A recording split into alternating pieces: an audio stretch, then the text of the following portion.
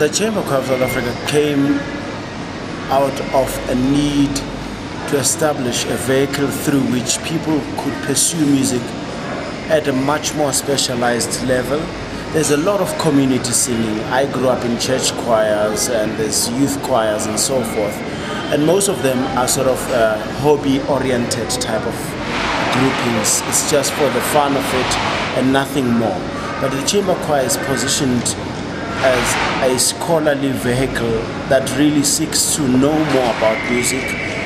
It is in constant learning about the art of singing, about the styles that are there, about the different composers, and we use that research space to package the materials that have come before, to bring them forth in a performance format for those who may not have the same privilege, because in South Africa there is not a strong culture of chamber music in general, whether you're talking black, green, purple, white communities.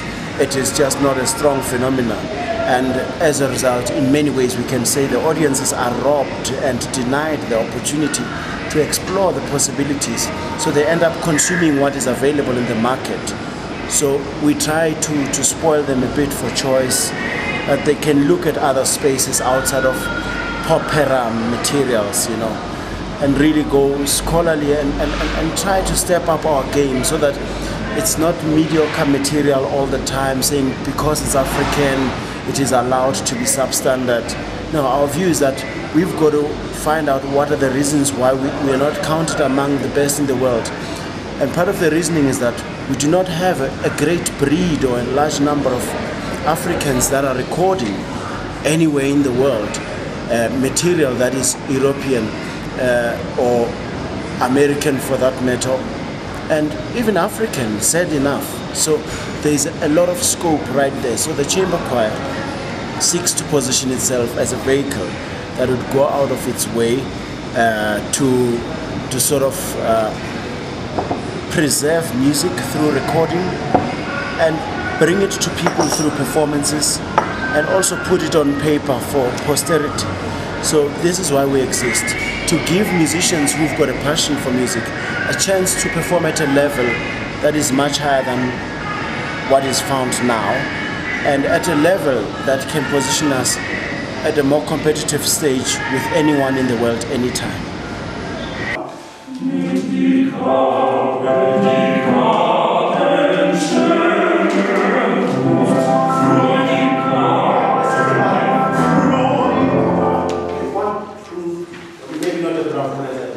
It's kids who come from what you would call previously disadvantaged.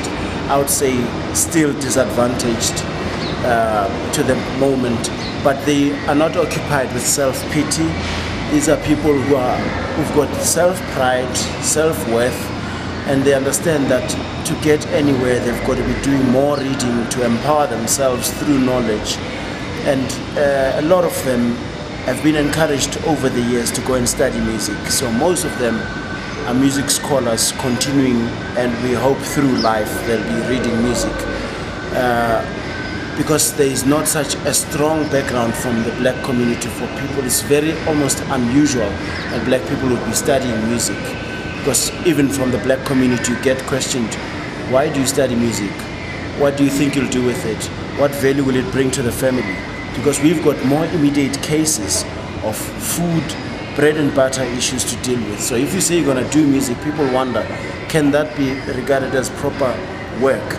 You know, even though we do not have a structured industry in South Africa for professional musicians, we still need to do something to create it.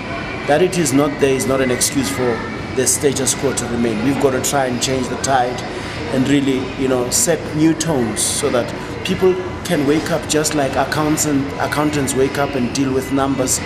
Musicians must go and deal with sound every day. So this is what the chamber choir seeks to do.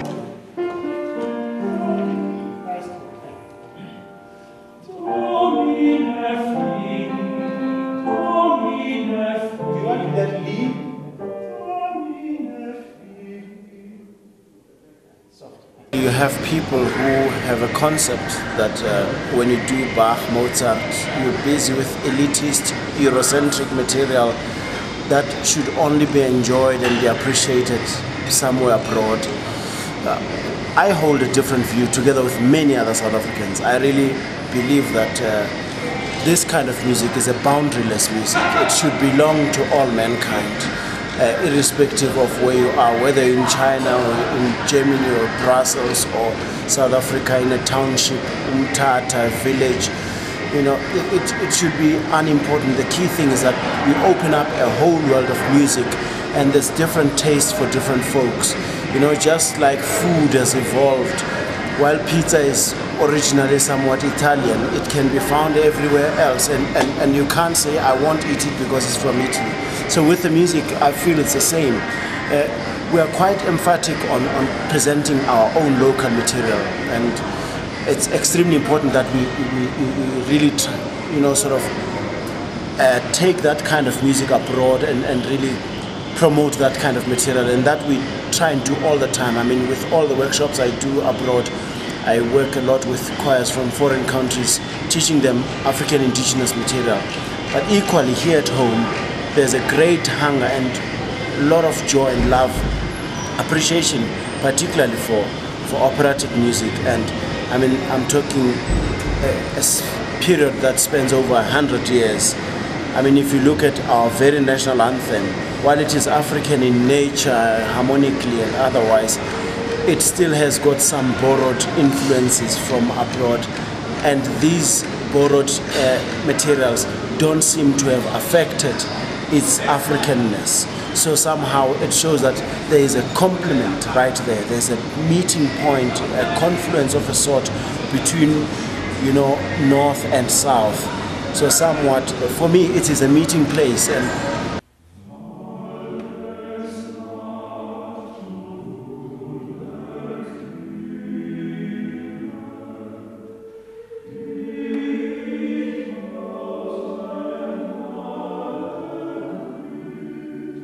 working with Maestro Morten Schuldt-Jensen was a great eye-opener. I'd been lucky to have a few of his CDs, and I never thought I'd meet the man. I just thought, wow, beautiful recordings, especially the Mozart Requiem. I loved it very much, and the Seasons by Haydn. But the key thing that we learned from this experience working with Maestro is that he knows how to really be demanding of the singers without putting anyone down. I really believe in the Cape Festival for this reason. One, the international value that it brings with. If you say something is a festival, it must not just be a celebration, it must be a way of opening the world, opening all doors, a two-way street. And what I find about the Cape Festival is that it becomes a meeting place where North and South can meet, East and West can meet, and on the basis of the common ground being the arts. And for me, that's extremely important, especially music, because it sort of provides impetus for the work that needs to be done locally, and it helps us see how far we are and how close we are to each other, you know, and these dynamics for me are critical, and I think this is a cause that is worth supporting precisely because it is centered around education. It's building blocks, and you may not see the immediate results. We already feel the results, but I can assure you, if that kind of work continued for 10 years, we'd talk of a different Africa. We really can talk of an Africa that can compete in the world with the subject matter that is, whether you call it European or what, we call it music, that can compete on this matter without having to justify ourselves all the time.